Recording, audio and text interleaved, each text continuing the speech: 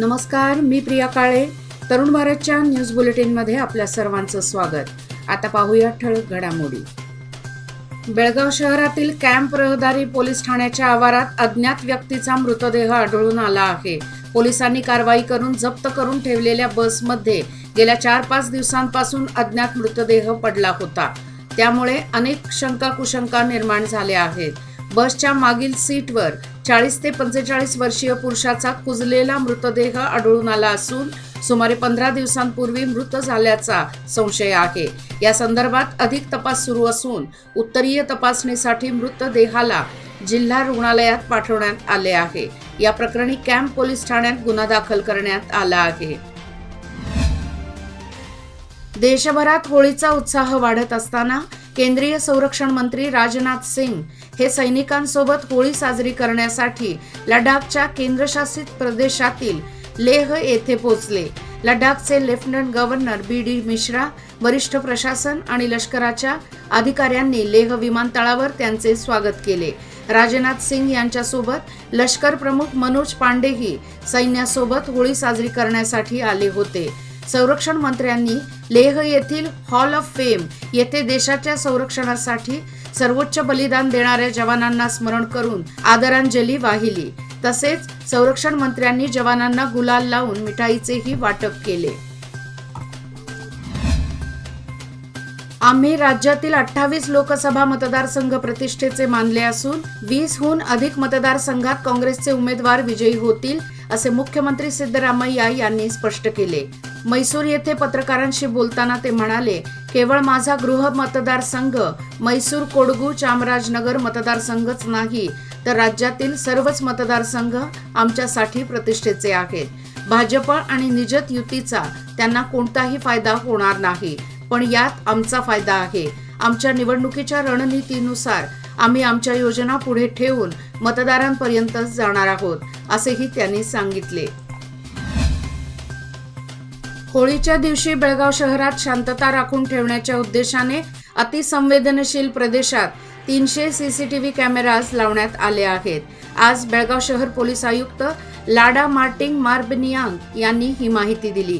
शहरामध्ये शांतता राखून ठेवण्यासाठी आजपासून 2 दिवसांपर्यंत दारू विक्रीवर बंदी घालण्यात आली आहे. रंगोत्सवामध्ये शांतिभंग करण्याचा प्रयत्न केल्यास कठीण कारवाई करण्यात येईल, असा इशारा त्यांनी दिला आहे. मुख्यमंत्री सिद्धरामय्या यांनी आमचे पैसे म्हणण्याचे नाटक बंद करून व्यवस्थितरित्या काम करावे, असा टोला माजी मुख्यमंत्री एच.डी. कुमारस्वामी यांनी लगावला. राज्यात दुष्काळ परिस्थिती असून दुष्काळ निवारण कामासाठी निधी मंजुरीबाबत केंद्र सरकारला निर्देश द्यावेत, अशी मागणी करत मुख्यमंत्री सिद्धरामय्या यांनी राज्य सरकारतर्फे सर्वोच्च न्यायालयात अर्ज दाखल केला आहे. दरम्यान मुख्यमंत्री सिद्धरामय्या यांच्या या निर्णयावर कुमारस्वामींनी आक्षेप व्यक्त केला आहे. राज्यात उद्यापासून 10वीच्या परीक्षा सुरू होणार असून परीक्षेसाठी येणाऱ्या विद्यार्थ्यांना माध्यान्ह आहार देण्याचा आदेश राज्य सरकारने दिला आहे.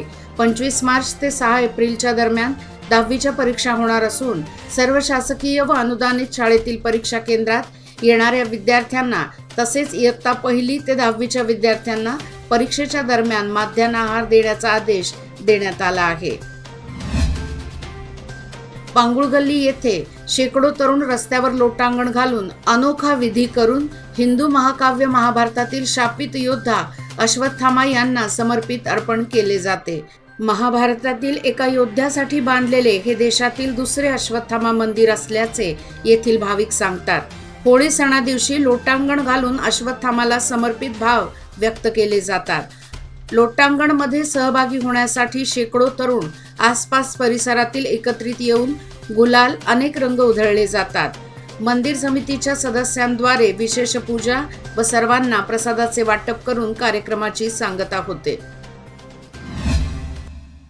महिलांची शक्ती हीच समृद्ध भविष्याची निर्मिती. लोकमान्य घेऊन आले आहेत महिला उन्नती योजना, जी देते तुमच्या गुंतवणुकीवर 10% आकर्षक व्याजदर फक्त 500 दिवसांकरिता. किमान गुंतवणूक 10,000 रुपये. अधिक माहितीसाठी आजच कॉल करा 1800-212-4050. योजना फक्त महिला सभासदांकरिता. नियम अटी लागू. लोकमान्य, जिथे पैसे वाढतात आणि नातं वृद्धिंगत होतं. शिक्षण खात्याने दिलेल्या नियोजनाप्रमाणे तालुक्यात सर्व तयारी पूर्ण झाली असून सर्व केंद्रांवर नंबर टाकून सज्ज झाले आहेत. खानापूर तालुक्यात 11 केंद्रे असून यामध्ये सर्वोदय हायस्कूल, मराठा मंडळ आणि ताराराणी हायस्कूल, तर ग्रामीण भागामध्ये शांतिनिकेतन, इटगी, पारिशवाड, नंदगड, होलीक्रॉस बिडी, लोंढा, मुगलीहाळ व जांभोटी येथे सदर केंद्र असणार आहेत. खानापूर तालुक्यातून विद्यार्थ्यांची संख्या 3883 यावर्षी परीक्षा देणारे आहेत, तर 141 विद्यार्थी रिपीटर म्हणून परीक्षा देणार आहेत. कुडची पोलीस स्थानकाच्या हद्दीत येणाऱ्या सर्व गावात रंगपंचमी शांततेत साजरी करूया, असे आवाहन पोलीस निरीक्षक रविचंद्र एफ यांनी कुडची पोलीस स्थानकात आयोजित शांतता सभेत केले.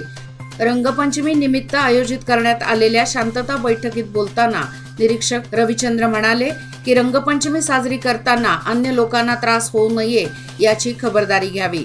तसेच 10वीची परीक्षा असल्याने परीक्षेला जाणाऱ्या मुलांना रंग लावू नये. राज्यात 10वी परीक्षांना प्रारंभ होत आहे. चिकोडी शैक्षणिक जिल्ह्यात अथणी, निपाणी, चिकोडी, गोकाक, मुडलगी, हुक्केरी, कागवाड, रायबाग या 8 गट शिक्षणाधिकारी क्षेत्रातून 46,564 विद्यार्थी परीक्षा देणार आहेत. सर्वाधिक विद्यार्थी 8,042 हे मुडलगी गट शिक्षणाधिकारी कार्यक्षेत्रातील आहेत. आप्पाचीवाडी ग्रुप ग्रामपंचायतीच्या कार्यक्षेत्रात समाविष्ट असलेल्या मौजे, मत्तीवडे, तालुका निप्पाणी येथे जलजीवन मिशन योजनेअंतर्गत पाईपलाईन कामासाठी गावातील संपूर्ण रस्ते खोदले आहेत. त्याची अद्याप दुरुस्ती झालेली नाही. पाईपलाईन कामाच्या निकृष्ट दर्जाबाबत ग्रामस्थांनी निवेदनही दिले होते. आज तागायत कामाचे कोणतेही नियोजन झाले नाही. गावातील काही गल्लींमध्ये पाईपलाईनचे काम पूर्ण झाले आहे, पण कोणत्याही गल्लीला व्यवस्थित पाणी पुरवठा होत नाही. चिकोडी शहरात साधारण 45,000 लोकवस्तीचे शहर असून शहराला रोज किमान 5.62 मिलियन लिटर पाण्याची गरज आहे. नदीत सध्या पाणी पातळी खालावली असली तरी थोडे पाणी शिल्लक आहे, पण पाणी उपसा करण्यास वीज पुरवठा व्यत्यय येत असल्यामुळे शहराला रोज पाणी पुरवठा करणे अवघड बनत आहे. परिणामी उन्हाळ्याच्या प्रारंभीच चिकोडीकरांना पाण्यासाठी भटकंती करावी लागणार आहे. लोकसभा निवडणुकीच्या पार्श्वभूमीवर निप्पाणी ग्रामीण पोलीस व सशस्त्र सेना दल यांच्या वतीने कोगनोळी येथे पथसंचलन करण्यात आले. येथील ग्रामदैवत श्री अंबिका मंदिराजवळ माजी सैनिक कुमार पिडा पाटील, ग्रामपंचायत सदस्य युवराज कोळी, माजी ग्रामपंचायत अध्यक्ष ज्ञानेश्वर डांगरे, दिलीप पाटील व मान्यवरांच्या हस्ते उपस्थित अधिकाऱ्यांचे स्वागत केल्यानंतर पथसंचलनाला सुरुवात करण्यात आली. कर्जाला कंटाळून शेतकऱ्याने गळफास घेऊन आत्महत्या केल्याची घटना न्यू डिग्गेवाडी, तालुका रायबाग येथे घडली. मल्लाप्पा बाळाप्पा दोनवाडे, वय वर्षे 60 असे मृत शेतकऱ्याचे नाव आहे. मल्लाप्पा यांनी शेतीसाठी विविध सहकारी संस्थांमधून 4,80,000 रुपयांचे कर्ज घेतले होते. अनियमित पावसामुळे शेतातील पीक वाळून गेले.